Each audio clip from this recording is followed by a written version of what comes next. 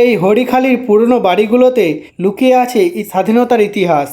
বঙ্গোপসাগরের দিক থেকে বয়ে আসা এই হলদি নদীর তীরে ছোট্ট একটি গ্রাম হরিখালি। নদীর ধারে যে পুরনো বাড়িগুলো, এগুলোর সঙ্গে জড়িয়ে আছে ব্রিটিশ আমলের নীলকুঠি ও লবণ ব্যবসার স্মৃতি। 19 শতকের বাংলার বিভিন্ন অঞ্চলে নীলকর সাহেবদের অত্যাচার বাড়তে থাকে। কৃষকদের ধান ও অন্যান্য ফসলের বদলে জোর করে নীল চাষ করা হতো।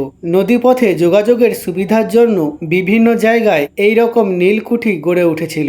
এরপর আসে 1860 সালে নীলকরদের অত্যাচারের বিরুদ্ধে বাংলার কৃষকরা একজোটে প্রতিবাদে যোগ হন।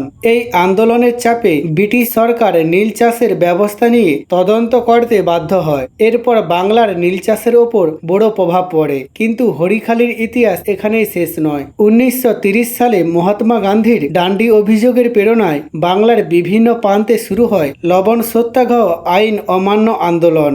মেদিনীপুরেও সেই আন্দোলনের ঢেউ এসে পৌঁছে যায়। তমলুক ও আশেপাশে এলাকার স্বাধীনতা সংগ্রামীরা ব্রিটিশদের লবণ আইন অমান্য করে। লবণ তৈরির আন্দোলনের অংশ নেন। হলদি নদীর তীরে নরঘাট এলাকাতেও এই আন্দোলনের প্রভাব পড়েছিল।